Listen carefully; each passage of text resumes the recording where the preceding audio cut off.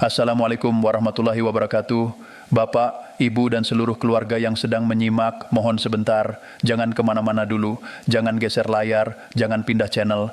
Kalau sedang di dapur, kecilkan api sebentar. Kalau sedang tiduran, tahan dulu jari yang ingin scroll.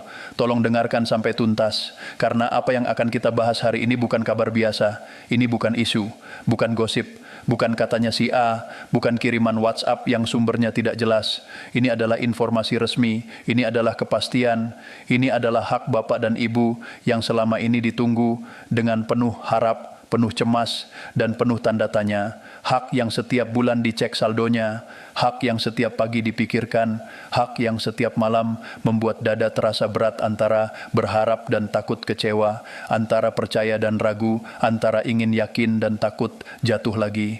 Hari ini izinkan saya berbicara pelan-pelan, tapi jelas dari awal sampai akhir, supaya setelah video ini selesai tidak ada lagi kebingungan, tidak ada lagi was-was, tidak ada lagi rasa merasa ditinggalkan oleh negara.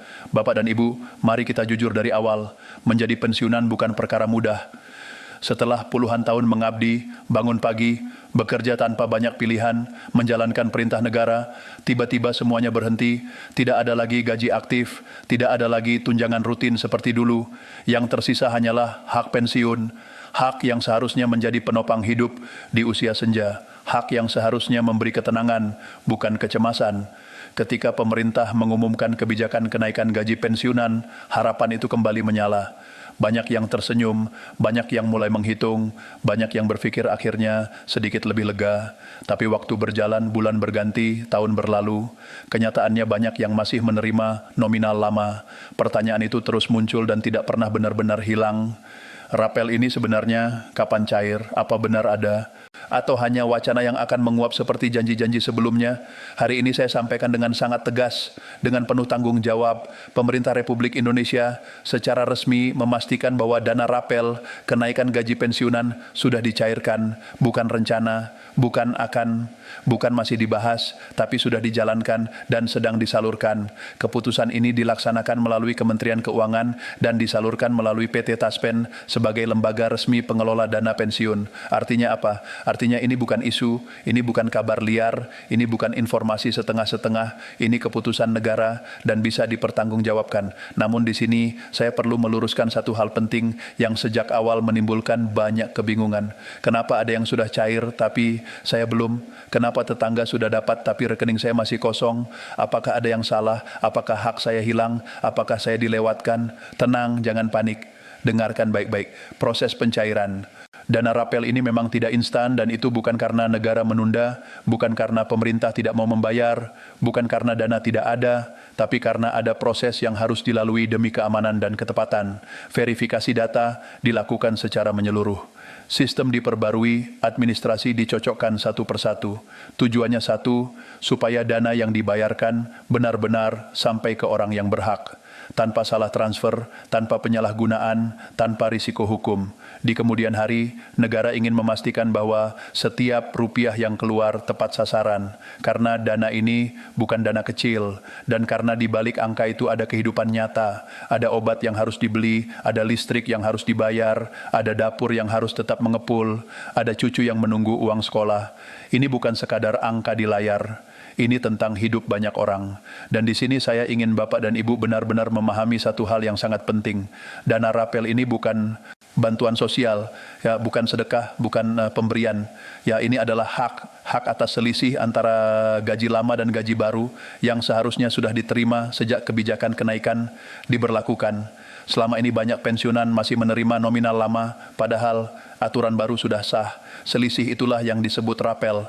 Dan sekarang selisih itu dibayarkan sekaligus. Negara menegaskan ini adalah kewajiban negara. Artinya tidak boleh ditahan, tidak boleh dipotong, tidak boleh dialihkan, dan tidak boleh dijadikan alat kepentingan siapapun. Ini bukan kemurahan hati, ini kewajiban hukum. Sekarang mari kita luruskan satu persatu. Siapa saja yang berhak menerima dana rapel ini?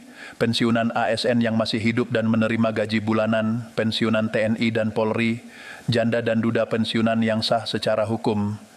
Bahkan anak yatim piatu yang terdaftar sebagai ahli waris resmi juga dilindungi dan berhak menerima.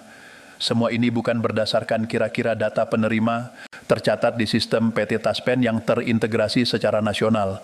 Data ini diperbarui, diverifikasi, dan disesuaikan dengan status kepesertaan. Karena itu pula proses pencairan dilakukan tanpa perlu pengajuan ulang, tidak perlu mengisi formulir baru, tidak perlu datang ke kantor Taspen hanya untuk bertanya, tidak perlu bolak-balik bank tanpa kepastian. Selama data masih valid dan status kepesertaan aktif, dana rapel akan ditransfer langsung ke rekening yang selama ini digunakan untuk menerima gaji pensiun. Masuk otomatis, tanpa biaya administrasi, tanpa potongan tambahan, tanpa perantara. Sistem ini dibuat karena pemerintah paham mayoritas pensiunan sudah lanjut usia, tidak mungkin disuruh antre panjang, tidak mungkin dipersulit dengan prosedur melelahkan. Teknologi digunakan untuk mempermudah, bukan mempersulit. Cukup cek saldo lewat ATM, SMS banking, atau mobile banking. Kalau belum terbiasa, minta tolong anak atau cucu. Tidak perlu sungkan. Ini bukan soal gengsi, ini soal hak. Namun, ada satu pertanyaan besar yang sering muncul dan menimbulkan kecurigaan. Kenapa nominal dana rapel setiap orang tidak sama? Ini penting, dengarkan baik-baik. Perbedaan nominal bukan ketidakadilan, bukan karena pilih kasih, bukan karena ada yang dianak kemaskan. Semua dihitung berdasarkan faktor resmi. Pertama, gaji pokok terakhir saat masih aktif bekerja sesuai golongan dan pangkat. Semakin tinggi pangkat, semakin besar selisihnya. Kedua, lamanya periode keterlambatan sejak kebijakan kenaikan diberlakukan. Semakin lama tertunda, semakin besar akumulasi rapel. Ketiga, tunjangan keluarga dan tunjangan lain yang ikut disesuaikan. Semua perhitungan ini dilakukan otomatis oleh sistem PT Taspen untuk meminimalkan kesalahan manual. Jadi bukan dihitung sembarangan, bukan asal tebak, bukan pakai perasaan. Bagi yang ingin melihat rincian perhitungan, semua bisa dicek secara terbuka melalui aplikasi resmi Taspen Mobile atau melalui Bank Mitra Taspen. Transparansi menjadi prinsip utama, karena yang sering bikin resah bukan jumlahnya, tapi ketidakjelasan informasinya. Sekarang kita masuk ke bagian yang sering dianggap sepele, tapi justru paling menentukan. Otentikasi atau verifikasi diri Bapak Ibu ini bukan formalitas kosong. Ini bukan prosedur ribet yang dibuat-buat. Otentikasi dilakukan untuk memastikan bahwa penerima masih hidup dan masih berhak menerima pensiun. Ini kewajiban administrasi yang harus dilakukan secara berkala. Proses ini bisa dilakukan melalui pemindaian wajah di aplikasi resmi atau langsung di Bank Mitra Taspen jika ada kendala teknis. Jika otentikasi tidak dilakukan atau gagal dalam jangka waktu tertentu, sistem akan menahan sementara pencairan dana. Perhatikan baik-baik kata-katanya. Menahan sementara bukan menghapus, bukan menghilangkan hak. Hak tetap ada. Dana tidak hangus, hanya ditunda demi keamanan. Begitu otentikasi selesai dan data kembali valid, pencairan akan dilanjutkan. Disinilah peran keluarga menjadi sangat penting.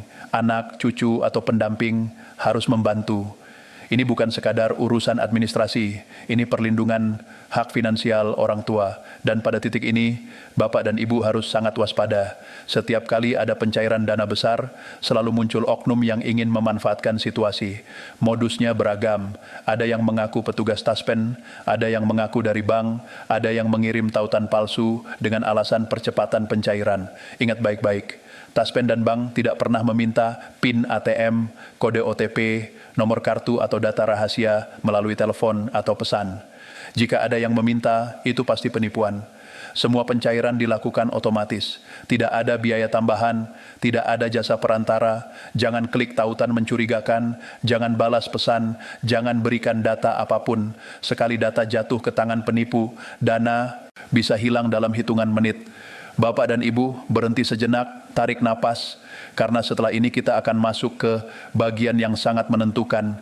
Bukan lagi soal cair atau tidak cair, tapi soal apa yang terjadi setelah dana rapel benar-benar masuk ke rekening. Disinilah banyak orang tergelincir, disinilah banyak yang menyesal, dan disinilah dana yang seharusnya menjadi berkah justru berubah menjadi sumber masalah.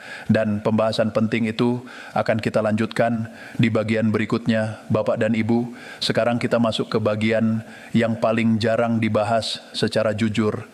Bagian yang sering dilewati tapi justru paling menentukan. Bukan soal aturan, bukan soal sistem, tapi soal manusia. Soal bagaimana reaksi ketika dana rapel benar-benar masuk ke rekening. Karena faktanya banyak yang selama bertahun-tahun menunggu, tapi ketika akhirnya menerima, justru tidak siap secara mental. Begitu notifikasi masuk, begitu saldo bertambah, emosi langsung campur aduk, ada rasa lega, ada haru, ada senang, ada juga rasa seperti ingin segera membalas semua kesulitan yang pernah dialami, dan disinilah bahaya pertama muncul, keputusan yang diambil bukan dengan kepala dingin, tapi dengan emosi sesaat. Banyak yang berkata, sudah lama menderita, sekarang waktunya menikmati. Kalimat ini terdengar wajar, tapi sering menjadi pintu awal masalah. Bapak, Ibu dengarkan baik-baik, dana rapel ini bukan uang jatuh dari langit, ini bukan rezeki mendadak, ini adalah hak yang tertunda, hak yang seharusnya sudah menjadi bagian dari pengeluaran bulanan sejak lama. Artinya, dana ini bukan untuk dihabiskan sekaligus tanpa rencana. Karena kalau semua habis hari ini, bulan depan tetap kembali ke titik awal. Bedanya kali ini tanpa cadangan. Saya ingin mengajak Bapak dan Ibu melihat kenyataan yang sering tidak enak didengar. Banyak pensiunan yang setelah menerima dana rapel justru mengalami kesulitan finansial beberapa bulan kemudian. Kenapa? Karena uang habis untuk hal-hal yang tidak prioritas. Bukan karena boros semata, tapi karena tidak pernah diajarkan cara mengelola uang di masa pensiun. Selama aktif bekerja, gaji rutin datang. Sekarang kondisi sudah berubah. Setiap keputusan finansial harus lebih hati-hati. Prioritas pertama yang tidak bisa ditawar adalah kesehatan. Di usia pensiun, kesehatan bukan lagi pilihan, tapi kebutuhan utama. Banyak pensiunan menunda pemeriksaan rutin, menunda membeli obat, menunda kontrol ke dokter karena alasan biaya. Padahal penyakit tidak menunggu kondisi keuangan membaik. Justru sebaliknya, ketika sakit datang biaya jauh lebih besar. Gunakan sebagian dana rapel untuk memastikan kesehatan terjaga. Periksa tekanan darah, periksa kadar gula, periksa kolesterol, pastikan obat rutin tersedia. Jangan menunggu sampai kondisi memburuk. Ingat, uang bisa dicari, tapi kesehatan yang hilang sangat sulit dikembalikan.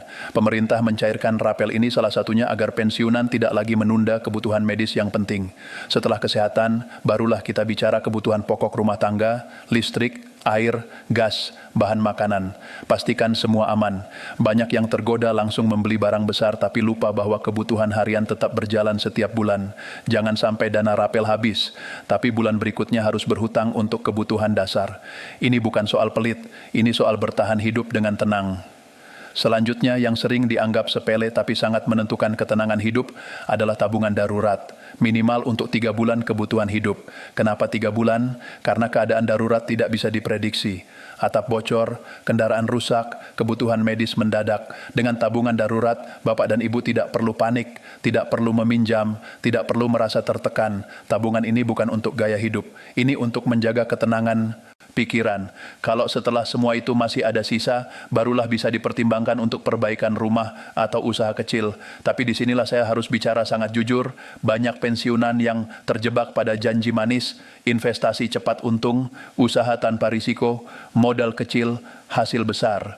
Semua kalimat ini hampir selalu berakhir dengan penyesalan. Jangan tergiur, jangan terburu-buru. Pilih usaha yang realistis, ringan, dan sesuai kemampuan fisik.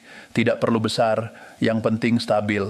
Bapak dan Ibu, saya ingin mengingatkan dengan tegas, setelah dana rapel cair, penipuan digital meningkat drastis. Ada yang mengaku dari Taspen, ada yang mengaku dari bank, ada yang mengaku dari pemerintah. Modusnya sama. Mereka memanfaatkan ketidaktahuan dan kepanikan. Ingat satu hal, tidak ada petugas resmi yang meminta PIN, OTP, atau data rahasia. Tidak ada pencairan tambahan dengan syarat transfer. Semua yang meminta data adalah penipu. Jangan percaya, jangan balas, jangan klik. Sekarang kita luruskan satu kesalahpahaman besar. Dana rapel tidak dicairkan serentak. Ada yang hari ini, ada yang besok, ada yang minggu depan. Ini bukan diskriminasi, ini strategi teknis. Sistem perbankan tidak bisa menyalurkan jutaan rekening sekaligus tanpa risiko gangguan. Kalau dipaksakan, kesalahan bisa fatal. Karena itu penyaluran dilakukan bertahap. Yang paling penting adalah status kepesertaan aktif. Kalau rekening pasif, pencairan tertunda. Kalau autentikasi belum dilakukan, pencairan ditahan sementara. Solusinya sederhana, perbarui data, aktifkan rekening, lakukan autentikasi. Setelah itu, sistem akan memproses otomatis. Tidak perlu marah, tidak perlu panik. Semua bisa diselesaikan secara administratif. Banyak yang masih bertanya, kenapa nominal saya kecil dibanding tetangga? Bapak, Ibu, sekali lagi ini bukan ketidakadilan. Semua dihitung berdasarkan data pangkat terakhir, gaji pokok terakhir, lamanya keterlambatan, tunjangan keluarga, semua terekam di sistem. Tidak ada ruang manipulasi manual. Kalau ragu, cek langsung melalui Taspen Mobil atau Bank Mitra. Transparansi ada. Jangan biarkan prasangka merusak ketenangan. Sekarang kita bicara tentang peran keluarga. Ini sangat penting. Banyak pensiunan kesulitan menggunakan aplikasi, kesulitan memahami prosedur digital. Disinilah anak dan cucu harus hadir. Membantu bukan berarti mengambil alih. Membantu bukan berarti menguasai, tapi mendampingi agar hak orang tua benar-benar sampai dan aman.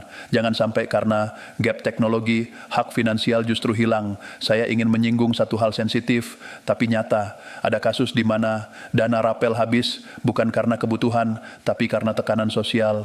Ada keluarga yang tiba-tiba datang, ada permintaan yang sulit ditolak, ada rasa tidak enak hati. Bapak Ibu, ini uang Anda, hak Anda. Tidak ada kewajiban untuk menghabiskan demi menyenangkan semua orang. Bijak bukan berarti egois. Bijak berarti menjaga masa depan sendiri. Sekarang mari kita lihat gambaran yang lebih luas. Dampak ekonomi dari kebijakan ini tidak kecil. Ketika dana rapel dan kenaikan gaji cair, konsumsi rumah tangga meningkat, warung ramai, pasar bergerak, UMKM hidup, pajak kembali ke negara. Ini bukan kebijakan sembarangan. Ini strategi menjaga stabilitas ekonomi nasional. Ratusan triliun rupiah dialirkan agar roda ekonomi tidak macet. Di saat yang sama, pemerintah juga melakukan perubahan struktural. Sistem penggajian berbasis merit, tunjangan kinerja disesuaikan dengan kelas jabatan dan prestasi. ASN yang bekerja baik akan dihargai, yang tidak produktif akan tertinggal. Ini sinyal bahwa birokrasi tidak lagi berjalan asal-asalan. Guru non-ASN, hakim, dan PPPK juga mendapat penyesuaian untuk mengurangi kesenjangan. Semua diarahkan pada keadilan dan akuntabilitas. Bapak dan Ibu, kita belum selesai karena masih ada satu bagian yang sangat penting dan sering disalahpahami. Raplan 12 bulan. Pemerintah memastikan raplan ini dibayarkan tanpa menunggu kuartal berikutnya. Besarannya berbeda-beda. ASN menengah bisa menerima jutaan, pejabat tinggi bisa lebih besar, pensiunan menerima sesuai pangkat terakhir. Bahkan dalam beberapa kasus, pensiunan bisa menerima lebih besar dari ASN aktif, tergantung hak struktural. Jadi jangan kaget jangan iri, jangan membandingkan tanpa memahami konteks. Yang penting hak Anda aman dan dibayarkan. Sekarang sebelum kita masuk ke bagian terakhir nanti, saya ingin Bapak dan Ibu benar-benar merenung. Dana rapel ini bisa menjadi titik balik, bisa menjadi sumber ketenangan, bisa juga menjadi sumber masalah jika tidak dikelola dengan bijak. Nah, pilihan ada di tangan masing-masing. Negara sudah menjalankan kewajibannya, sistem berjalan, sekarang tinggal bagaimana kita menyikapinya. Dan di bagian terakhir nanti, kita akan membahas secara sangat praktis langkah-langkah terakhir yang harus dipastikan, kesalahan fatal yang harus dihindari, dan cara memastikan hak ini benar-benar aman sampai akhir hayat. Bapak dan Ibu, sekarang kita sudah sampai di bagian terakhir, bagian yang sering dianggap penutup padahal justru paling menentukan. Karena semua yang kita bahas sebelumnya akan percuma kalau bagian ini diabaikan. Disinilah banyak orang merasa sudah aman, padahal justru disinilah kesalahan fatal sering terjadi. Mari kita bicara jujur. Sebagian besar masalah dalam pencairan dana rapel bukan karena negara tidak membayar, bukan karena dana tidak ada, tapi karena administrasi yang tidak siap, hal-hal kecil yang dianggap sepele, tapi dampaknya besar. Nama yang tidak sama antara KTP dan rekening. Rekening yang jarang dipakai sampai akhirnya pasif. Data keluarga yang tidak diperbarui, status pernikahan yang berubah tapi tidak dilaporkan. Semua ini bisa menunda pencairan berbulan-bulan. Bapak dan Ibu, periksa kembali dengan tenang. Jangan menunggu sampai dana tidak masuk baru panik. Pastikan identitas sesuai. Pastikan rekening aktif dan digunakan. Pastikan data di Taspen benar. Ini bukan soal ribet. Ini soal melindungi hak yang sudah diperjuangkan puluhan tahun. Satu kesalahan kecil bisa membuat sistem menahan dana bukan karena hak hilang, tapi karena sistem bekerja berdasarkan data, bukan perasaan. Lalu kita kembali lagi pada satu hal yang terus saya tekankan sejak awal, otentikasi berkala. Ini bukan formalitas kosong, ini bukan prosedur yang dibuat untuk menyulitkan. Ini adalah cara negara memastikan bahwa dana pensiun benar-benar diterima oleh orang yang berhak. Banyak yang mengira kalau gagal otentikasi berarti hak dicabut. Ini keliru. Hak tidak pernah dihapus, dana tidak pernah hangus. Yang terjadi hanyalah penahanan sementara sampai data kembali valid. Masalahnya banyak yang tidak segera menyelesaikan otentikasi, menunda, menganggap sepele. Padahal selama otentikasi belum selesai, sistem tidak akan bergerak. Disinilah peran keluarga kembali sangat penting. Anak dan cucu jangan hanya bertanya sudah cair belum, tapi pastikan juga otentikasi sudah dilakukan belum. Karena tanpa itu pertanyaan cair atau tidak cair tidak ada gunanya. Sekarang kita bicara soal perbedaan nominal sekali lagi, karena ini masih menjadi sumber kegelisahan banyak orang. Saya ingin Bapak dan Ibu benar-benar melepaskan rasa membandingkan tetangga dapat sekian, saudara dapat sekian. Itu tidak bisa dijadikan patokan. Setiap orang punya riwayat gaji, pangkat, masa kerja, dan tunjangan yang berbeda. Sistem menghitung berdasarkan data itu. Tidak ada unsur suka atau tidak suka, tidak ada unsur kedekatan, tidak ada unsur pilih kasih. Kalau masih ragu, jangan berasumsi. Cek tanya melalui jalur resmi. Aplikasi Taspen Mobile ada, Bank Mitra ada, informasi tersedia. Yang sering membuat resah bukan jumlahnya, tapi ketidakpastian. Dan ketidakpastian sering muncul karena kita tidak mengecek langsung ke sumber resmi.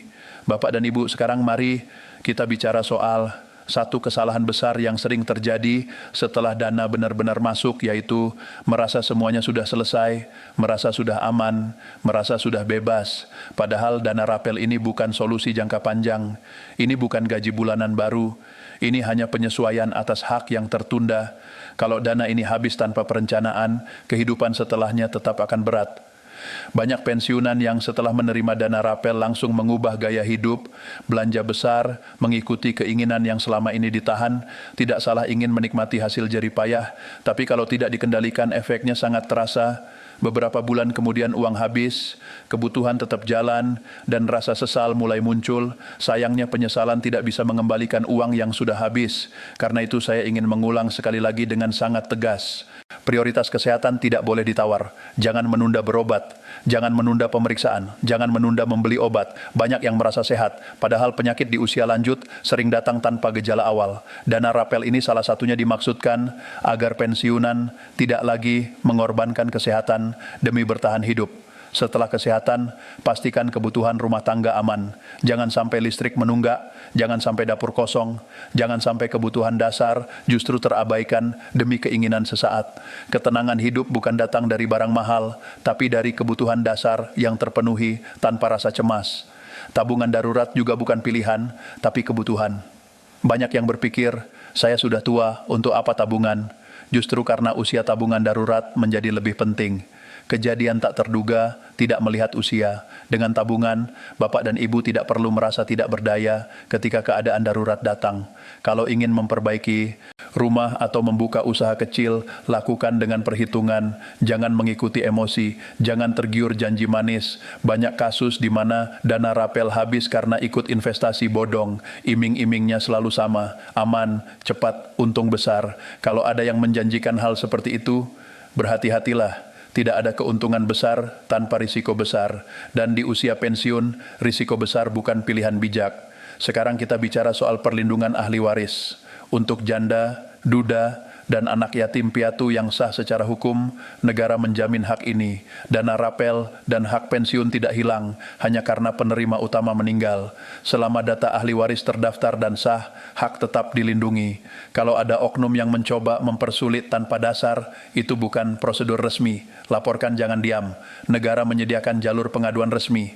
Bapak dan Ibu, kita juga perlu memahami bahwa kebijakan ini bukan berdiri sendiri. Ini bagian dari perubahan besar dalam sistem pengelolaan keuangan negara. Pemerintah sedang mendorong sistem yang lebih transparan, berbasis data dan berbasis kinerja. Tidak lagi asal bagi, tidak lagi seragam, tanpa melihat kontribusi. Ini berlaku untuk ASN aktif, PPPK, guru non-ASN, hakim, dan tentu berdampak ke pensiun. Dengan sistem merit, mereka yang bekerja dengan baik akan dihargai, yang tidak akan tertinggal. Ini bukan hukuman, ini dorongan agar birokrasi lebih profesional. Dan bagi pensiunan, sistem ini memastikan bahwa hak dihitung secara objektif, bukan berdasarkan kedekatan atau lobi. Sekarang mari kita kembali ke satu isu yang sering disalahpahami, rapelan 12 bulan. Pemerintah memastikan rapelan ini dibayarkan tanpa harus menunggu tahun berikutnya. Tapi perlu dipahami, rapelan ini bukan tambahan baru. Ini penyesuaian atas periode yang sudah lewat. Karena itu besarannya bisa terasa besar, tapi tidak boleh dianggap sebagai penghasilan rutin. Ada yang menerima jutaan, ada yang puluhan juta. Semua tergantung struktur gaji dan hak sebelumnya. Jangan kaget, jangan terkejut, jangan salah menafsirkan. Yang penting dana itu memang hak Anda. Sekarang saya ingin berbicara sebagai penutup, bukan sebagai pembawa kabar, tapi sebagai sesama manusia. Bapak dan Ibu sudah mengabdi puluhan tahun. Negara berdiri juga karena kontribusi orang-orang seperti Anda. Dana rapel ini bukan hadiah, ini pengakuan. Pengakuan bahwa ada hak yang harus diselesaikan. Dan sekarang negara sedang berusaha menunaikannya. Kalau masih ada keterlambatan, jangan langsung putus asa. Cek data, selesaikan administrasi, lakukan autentikasi, ikuti jalur resmi. Jangan percaya kabar simpang siur, jangan mudah terprovokasi. Hak Anda tidak kemana-mana. Sebarkan informasi yang benar kepada rekan-rekan sesama pensiunan. Jangan biarkan ada yang kehilangan hak hanya karena tidak tahu prosedur. Jangan biarkan ketakutan mengalahkan logika. Jangan biarkan emosi mengalahkan perencanaan. Bapak dan Ibu, di usia senja yang paling berharga bukan sekadar uang tapi ketenangan. Dana rapel ini seharusnya menjadi jembatan menuju ketenangan itu, bukan sumber masalah baru. Gunakan dengan bijak, jaga dengan hati-hati, lindungi dari penipuan. Dan yang paling penting, jangan merasa sendirian. Negara ada, sistem ada, keluarga ada. Semoga penjelasan ini benar-benar membantu, memberi kejelasan, mengurangi kegelisahan, dan mengembalikan rasa bahwa pengabdian puluhan tahun tidak sia-sia, tidak ada lagi rasa merasa ditinggalkan oleh negara. Wassalamualaikum warahmatullahi wabarakatuh.